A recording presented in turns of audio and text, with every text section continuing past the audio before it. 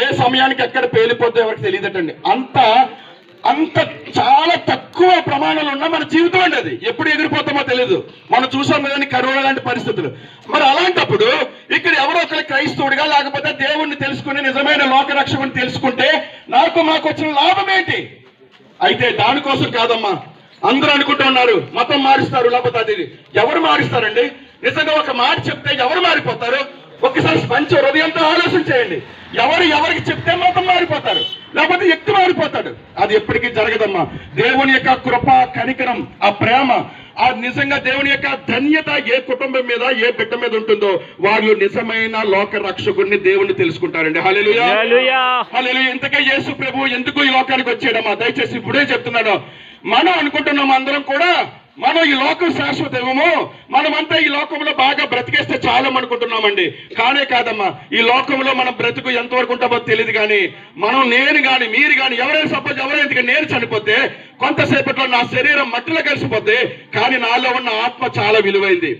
నాలో ఉన్న ఆత్మ దేవుడు పెట్టాడమ్మా. కాబట్టి ఆ ఆత్మ ఖచ్చితంగా దేవుని దగ్గరికి చేరుకోవాలి.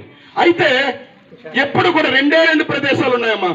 ఖచ్చితంగా ప్రతి మానవుడు ఆలోచించవలసింది ఇదేనమ్మా. ఈ జీవితంలో ఈ భూమి మీద మన బ్రతుకున్నంత వరకు ఆస్తులు పాస్తుల గురించో కుటుంబాల గురించో లేకపోతే మరొకటి కాదమ్మా. అసలు మనం నిత్యమో ఆలోచించవలసింది నేను ఈ లోకాన్ని విడిచిపెట్టిన తర్వాత.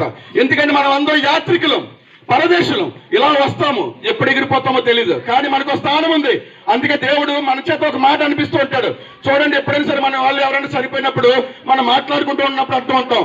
చనిపోయాడు, ఏ లోకాన్ని ఉన్నాడో, చనిపోయాడు ఏదో సందర్భం వచ్చినప్పుడు ఏ లోకాన్ని ఉన్నాడో. ఏ లోకం అంటే 2 లోకాలు ఉన్నాయమ్మా. ఇది శాశ్వతం, ఇది పెర్ఫెక్ట్ గా రెండు ఉన్నాయి.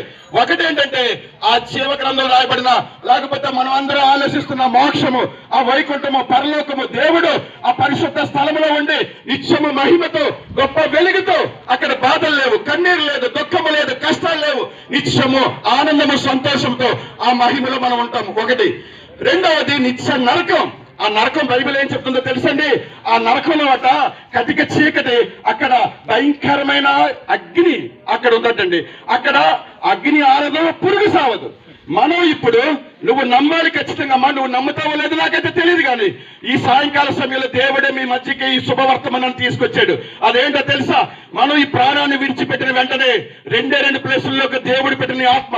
ఒకటి, మనం పరిశుద్ధులమైతే, మనం ఖచ్చితంగా మనం కానీ పరిశుద్ధులమైతే దేవుడి సన్నిధికి వెళ్తాం.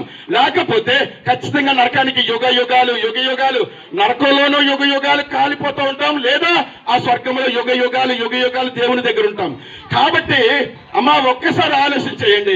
అదేంటంటే దేవునికి మనలందరినీ తన స్వహస్తాలతో చేసుకున్నాడు. కాబట్టి ఆ నరకానికి పోవడం ఇష్టం లేక 2000 సంవత్సరాల క్రితం నజరేయుడైన ఆ ఆకాశంలో నిజంగా గొప్ప మహిమలో ఉన్న పరిశుద్ధుడు, సర్వాధికారి, సర్వ సృష్టికర్త అయిన డైరెక్ట్ గా దేవుడే నరరూపిగా యేసు ప్రభుల వారి రూపంలో మధ్య ఆ ఆసియాలో, అంటే ప్రపంచానికి నడిబొడ్డున ఆయన జన్మించాడమ్మా. ఎందుకు జన్మించాడో తెలుసా? ఆయన మనల్ందరినీ పాపము నుంచి విడిపించడానికి ఆయన కార్చిన రక్తం, ఆయన సిలువలో ప్రాణం పెట్టాడమ్మా. ఒక్కటి ఆలోచించండి. ఈ సృష్టిలో, ఈ భూమి మీద ఏ దేశం వెళ్ళండి, ఏ ప్రాంతం వెళ్ళండి, మనిషి కొరకు ఆఖరి రక్తపు బొట్టు వరకు రక్తం కార్చి ప్రాణం పెట్టిన వాడు ఎవరైనా ఉన్నారా? ఒకే ఒక్కడున్నాడు. ఆయన ఎవరో తెలుసా? నజరేయుడని యేసుక్రీస్తమ్మ. గొప్ప కార్యం చేసిన వాడు ఈ సృష్టిలో, ఈ దేశంలో, ఏ దేశంలో గాని, ఏ సిద్ధాంతంలో గాని, ఏ పద్ధతుల్లో గాని ఎవరైనా ప్రాణం పెట్టిన వాడు మనిషి కొరకు ఎవరైనా ఉన్నారా? ఒక్కసారి ఆలోచన చేయండి. ఆయన ఎందుకు ప్రాణం పెట్టాడు తెలుసమ్మా? రక్తంలోని శుద్ధీకరణ. మనం ఇందాక చెప్పుకున్నామండి, మేము అక్కడ అది మనం ఒకవేళ ఉదయం నుంచి సాయంకాలం వరకు తిరుగుతూ ఉంటే ఈ చెమట పడితే ఈ శరీరాన్ని శుద్ధి చేసుకుంటున్నామండి. లేదు ఈ బట్ట మార్చిపోతుంటే ఆ డిటర్జెంట్లు లేదా సోపులు వాడి శుభ్రం చేసుకుంటున్నామండి. అయితే ఈ బాహ్య సౌందర్యం అయితే శుభ్రం చేసుకుంటున్నాం. కానీ హృదయంలో ఉన్న ఆత్మ చాలా విలువైంది. మన హృదయం చాలా విలువైంది. దానికి కలంకం ఉంది, దానికి చీకటి ఉంది, దానిలో పాపం ఉంది, దానిలో చెడు ఆలోచనలు ఉన్నాయి. ఇవన్నీ ఉంటే మనం మరణించిన తర్వాత ఆ స్వర్గానికి దేవుని దగ్గరికి వెళ్ళలేమమ్మా, నరకానికి పోవాలి. కాబట్టి దాన్ని శుద్ధి చేయడానికి అది కేవలం ఈ లోకంలో ఏ కోడిలు గాని, మేకలు గాని, మరొకటి గాని, నేను ఎవరిని విమర్శించట్లేదు. కానీ వీటిని బలిస్తే ఆ రక్తము ద్వారా మనం చేసిన పాపాలు, తప్పిదాలు, మోసాలు పోవమ్మా. కేవలం ఒకే ఒక అదేంటో తెలుసా? మనిషి చేసిన పాపం పోవాలంటే, ఆడు పవిత్రుడు అవ్వాలంటే, పరిశుద్ధుడు అవ్వాలంటే డైరెక్ట్ గా దేవాది దేవుడి లోకానికి ఇచ్చి రక్తం కార్చి ప్రాణం పెట్టాలి. ఇంత గొప్ప కార్యాన్ని చేసిన వాడు ఒకే ఒక్కడున్నాడు. ఆయన ఎవరో తెలుసా? నజరేయుడని యేసుక్రీస్తు. ఆ మాటను చెప్పడానికమ్మా ఈ రోజు ఒకానొకప్పుడు క్రీస్తుని మేమో తెలియలేదండి. మాకు 40 సంవత్సరాల క్రితం మాకు తెలియదు. నాగలపల్లి గ్రామంలో ఒక ఉన్నతమైన కుటుంబంగా చెల్లూరు వెంకటరెడ్డి గారి కుటుంబం 40 సంవత్సరాల క్రితం ఆషామాషిగా ఉండే కుటుంబం కాదండి మాది. నేను నిర్భయంగా చెప్పగలను. కానీ మధ్యలో కుప్ప కూలిపోయినామండి. తినడానికి కూడా లేని పరిస్థితికి వచ్చేసామండి. ఏమి లేని పరిస్థితికి వచ్చేసామండి. ఆదరించేవారు లేరు, ప్రేమించేవారు లేరు, మాట్లాడేవారు లేరు, ఎవ్వరూ లేరండి.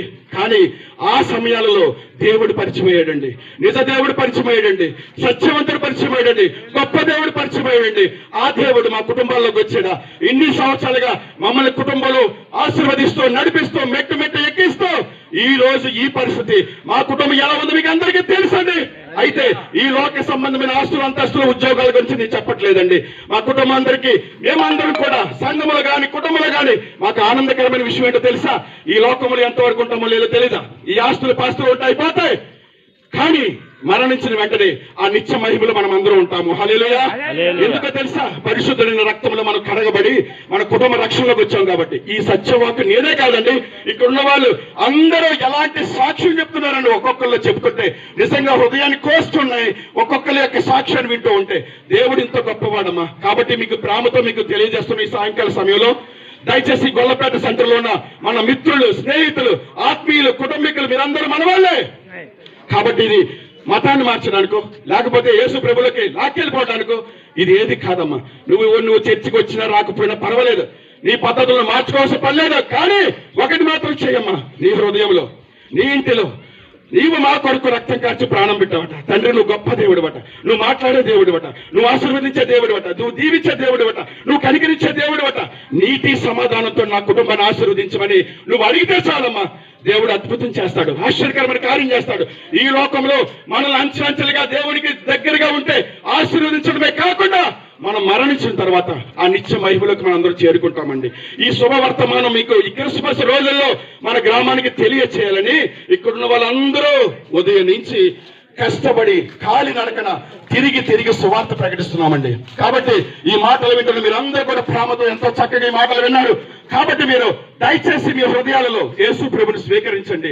నిజంగా పరిపూర్ణమైన దేవుడు, మాట్లాడే దేవుడు, ఆశీర్వదించే దేవుడు, మన కన్నీరుని చూసే దేవుడు, మన కష్టాలు చూసే దేవుడు, మన సమస్యలు చూసే దేవుడు, మన వ్యాధులను చూసే దేవుడు అండి.